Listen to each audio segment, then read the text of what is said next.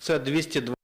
Today is the day 226th day into the full-scale Russia-Ukraine war. My name is Vasil Semakhvalov. We are beginning our next prep opportunity. We are talking to Serhii Khlan, who is the Kherson Regional Council member. Welcome, sir. We are from Ukraine. Glory to Ukraine. Glory to the heroes. Sir, I would like to ask you if there are news from the front line that you could share with us. We would appreciate that. Otherwise, we can begin our talk from the point 2, the liberated villages. What is the situation there? How many people are staying? What are their needs? And how these villages are being reintegrated into Ukraine. The counteroffensive is taking place step by step. We are liberating the Ukrainian land. The Kherson region and the southern part of it are suggesting how Ukrainian military powerful are. We have heard about the liberated settlements, and then we have the official information, as it happened yesterday, that another village has been liberated, substantiated by the photographs on the social network. But we have not been informed officially, so I will not be talking about that. What we know for sure is the Ukrainian military are advancing, liberating the occupied native land. As for the deoccupied villages, day in and day out, we see the growing number of those. The situation is too complex to describe. Why is it? It is because the liberated villages have almost completely been destroyed. People who have been under occupation were waiting for the Ukrainian military to liberate them in their cells, in the cellars. And once the Ukrainian forces have arrived, they gleefully met our military coming into the villages and liberating them.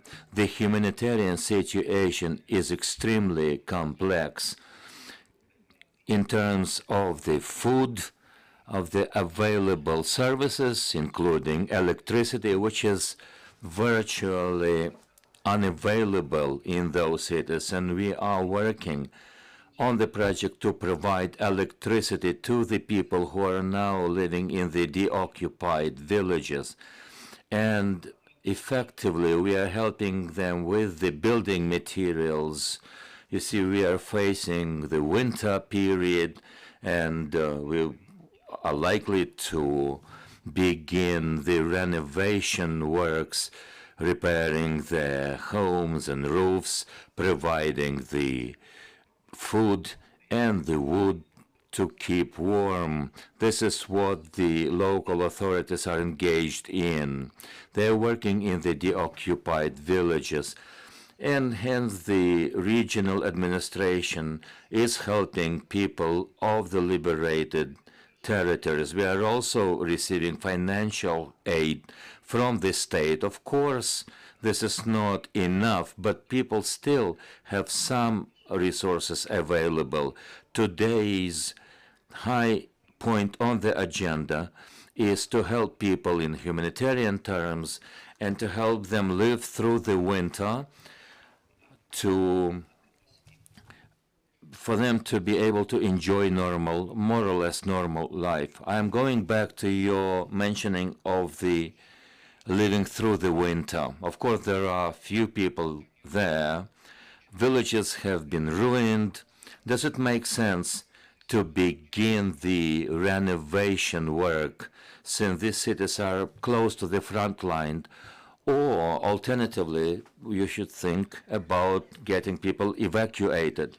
When we talk about the common sense, of course it makes sense to get people evacuated and provide temporarily shelter for these people. But what I am saying is that in one of the liberated villages in the Kherson region, we offered people to get relocated. We found a place for them where they would receive humanitarian aid, and they categorically refused. Their message was that we have been here in the most difficult of times. We have lived through the invasion of the Russian fascists. So there is a category of people who are categorically refusing to leave their homesteads. Of course, we should persuade them that they should go elsewhere to live through the winter, but we should take on board the opinion of the people who categorically refuse to go away from their homes. These people should be helped. They should be helped in terms of living through the winter, for them to have something to eat, to enjoy electricity. This is their wish to stay where they belong. Accordingly, there must be some resources available for these villages. Civil authorities, including, meaning that some managers should be appointed. It means that it will be legislated at the heads of the military and civil administrations when and in what manner the Ukrainian authorities will come back. The managers of the civil and military administration have been appointed. They have been working. They are part of the regional civil military authorities, and the local authorities are there. They are working, and they are called to coordinate, and they are doing their job in terms of coordinating the humanitarian aid and monitoring the humanitarian situation. It's not that they should be appointed. They have been appointed. Questions from the floor. Ukrinform Agency, we have the news from your region that the invaders have begun some steps to mobilize Ukrainian citizens. How massive that step has been? Are they trying to get the list of people, of men available there? There is also information about apart from that census, that they are gathering information of the Ukrainian children and school children. Could you dwell on that, please? On the census issue, the mobilization is not effectively taking place. Not a single call-up paper has been served. But last week, or rather this week, has seen the so-called bogus census. The representatives of the occupying forces were going door to door, and the local people informed us about this.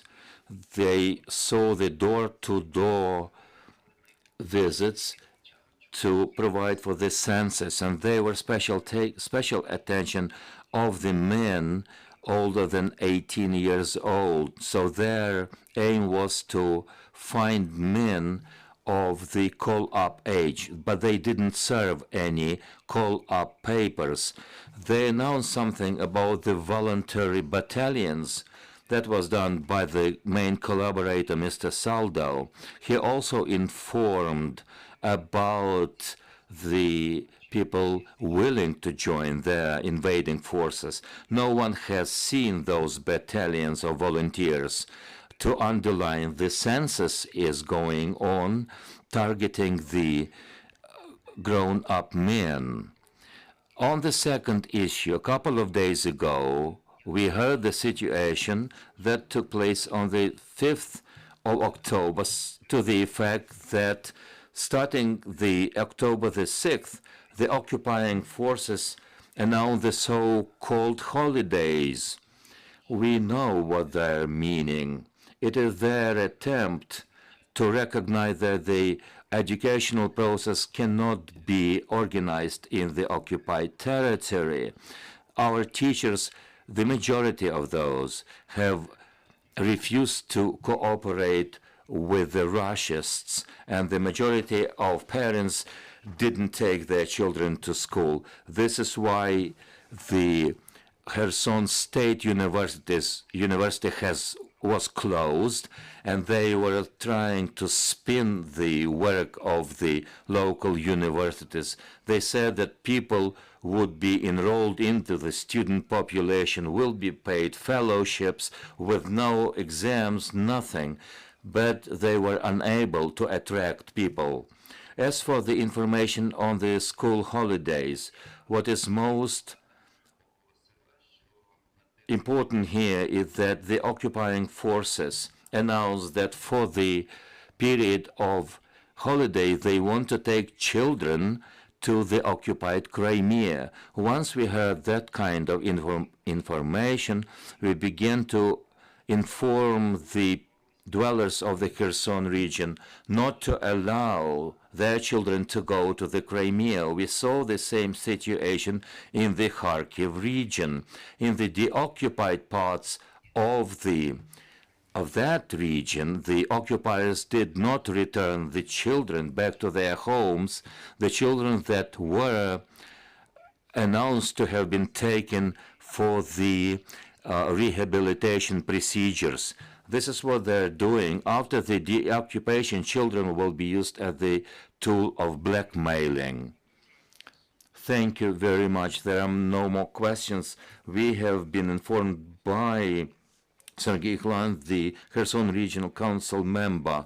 The next opportunity will take place at 12:30. We will be talking in person with Katerina Chuyeva, the Deputy Minister of Culture and Information Policy of Ukraine. We will focus on the legacy and war, the experience of the war. Thank you, and stay tuned.